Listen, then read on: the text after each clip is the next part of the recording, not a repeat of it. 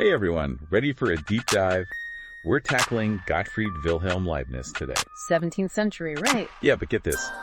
The guy was thinking way ahead of his time. What's so fascinating about Leibniz is that he really embodies that intersection of philosophy and math. Like, he was a master of both. Totally. And he didn't see them as separate disciplines either. Right. It was all part of this one big quest to understand, like, the fundamental order of the universe. Exactly. And you know what's interesting is our main source today, it's a book by Michel. Okay. And it really dives into Leibniz's system through that mathematical lens, you know? Yeah. And one thing that struck out to me is how Leibniz was so into these like short, interconnected writings. He didn't want to write a massive book. Right. He was building a network of ideas. It's like a train station. You know, that's the analogy Serres uses. It's not just one track. It's all these intersecting lines, these connections leading to multiple destinations. Yeah. And I think that really captures his style. Oh, I love that. Okay, that's a good one. And it makes me think about this whole idea of multiplicities. Did I say that right? Multiplicities. Yeah. Okay.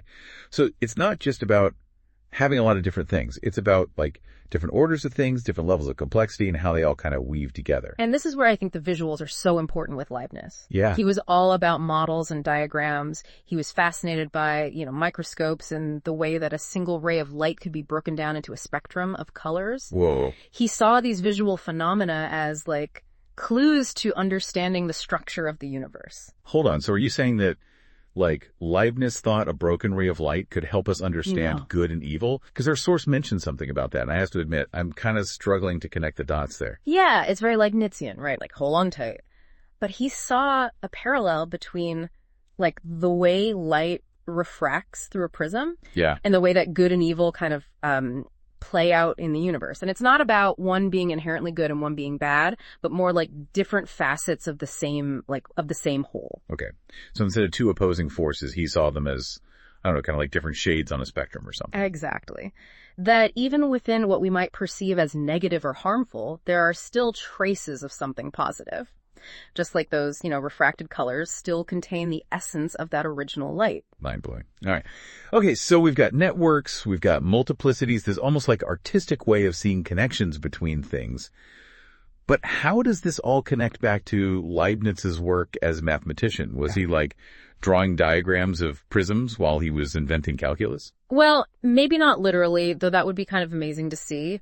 But there is this fascinating connection between, I think, his visual thinking and his mathematical innovations. Yeah. Because Leibniz saw calculus as a way to describe change and motion, how things flow and transform over time. Oh, interesting. So instead of just looking at like a static snapshot he was trying to capture, like the dynamism, the energy of the universe in a mathematical equation. Exactly. And this also connects to his fascination with infinity. Yeah. Which he saw as inherent to both mathematics and the universe itself. Just as a curve can be like infinitely subdivided, he believed that the universe was infinitely divisible, but not into this void of empty space and just like solid atoms, like the atomists believed. Okay, so remind me, how did Leibniz picture the universe if it wasn't just like empty space and atoms like bouncing around? Because our source mentions like he had some pretty unique views on this. This is where we get to one of his most, I think, radical ideas, which is the concept of monads. Monads, okay. And these aren't physical things that you could see under a microscope. Right. They're these metaphysical points, and each one is a unique perspective on the entire universe. Whoa, hold on. So it's not like atoms, which are like tiny bits of matter. It's more like every point in space is like a mind with its own point of view. You got it. Each monad contains within it a complete perception of the universe, so it's like this kind of internal mirror reflecting everything from its own unique angle. This is blowing my mind a little bit, I'm not going to lie. Yeah. Okay, so if every single point in existence is like a tiny consciousness, like how do they all interact? Does it just like descend into chaos with like billions of tiny minds all doing their own thing? That's the million-dollar question. And this is where Leibniz introduces this idea of pre-established harmony. Okay. Which is this idea that God, in creating the universe, synchronized all of these monads so that their actions perfectly harmonize with each other. Okay. So it's like a cosmic symphony orchestra where every instrument is playing its own part, but somehow it all comes together in this perfect harmony because of the conductor. Exactly. And in this case, The divine conductor is God ensuring that each monad, while acting independently, contributes to the overall, order and beauty of the universe. This is getting pretty deep. Yeah. But it sounds like essentially what Leibniz is trying to do is find a way to reconcile the existence of individual beings, Yeah. with this idea of a unified, harmonious universe. Exactly. And that tension between the individual and the universal, between the part and the whole, is central to Leibniz's entire philosophical system. It's already making me question everything I thought I knew about, reality. We're getting a sense of how Leibniz's mind works. Yeah. How he saw connections between all these things. It seems so different. Absolutely. And this brings us to, I think, one of his most famous and often misunderstood ideas, which is the best of all possible worlds. Okay. Best of all possible worlds. That sounds, I don't know, kind of simplistic, like a Disney character would sing that, right? Right. But I'm guessing Leibniz had something a little deeper in mind. Oh, absolutely. It's definitely one of those philosophical ideas that gets easily misinterpreted. He wasn't saying everything's perfect, there's no suffering, no injustice. He knew that wasn't true.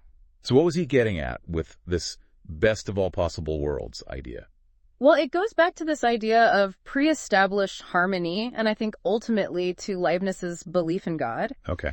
He believed that God, in his infinite wisdom and goodness, considered all possible worlds, right? All the different ways things could be, all the different choices that could be made, and then from that perspective of total possibility, chose to create this one. So is it like saying that, even with all the bad stuff, this universe has the most good in it, the most potential for, I don't know, growth and development out of all the universes that God could have created? Exactly. Yeah. It's this grand equation where God has factored in free will, the laws of nature, the potential for both good and evil, and this world, with all its messiness, is the most harmonious solution. Okay, I think I'm starting to wrap my head around it, but it's definitely a brain twister, this idea. But before we go too far down the rabbit hole, let's bring it back to our source a little bit. Okay.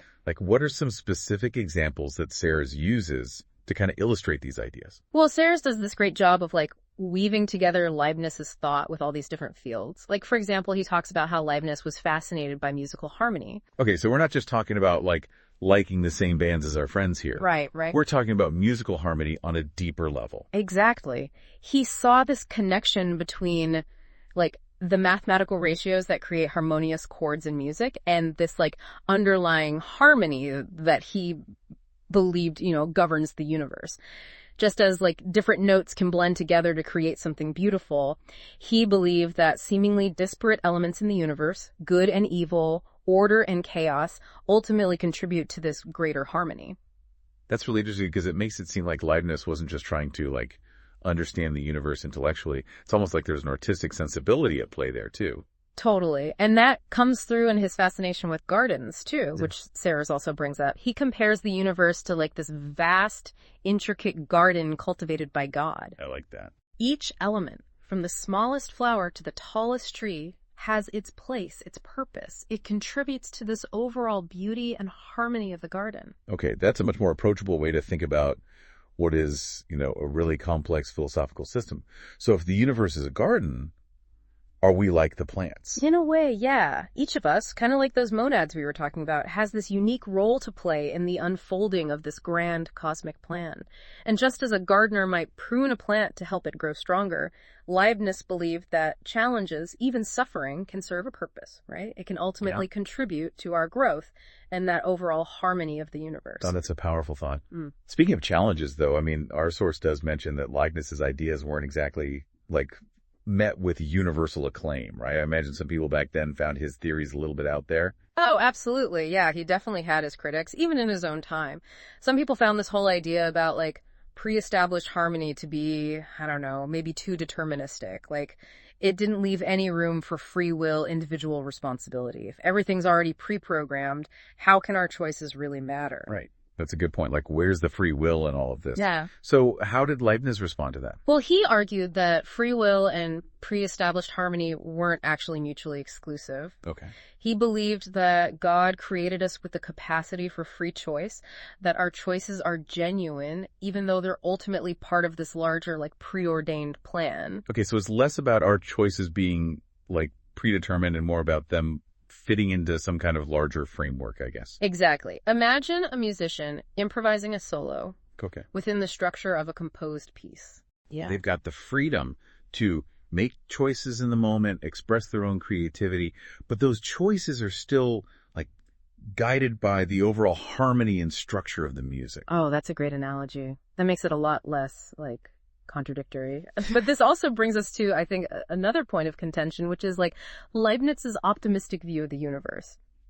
Some critics had a hard time, squaring that with the very real existence of suffering and evil in the world. Yeah. Because if this is the best possible world, that doesn't really say great things about all the terrible things that happen. Right, and it's a question that philosophers have been grappling with for centuries, right? Yeah, and Leibniz, he offered his own kind of unique perspective. I mean, he didn't shy away from the reality of suffering, but he saw it as a necessary part of this larger, more complex picture. He argued that even within what we perceive as evil, there are still these glimmers of good, these opportunities for growth and learning.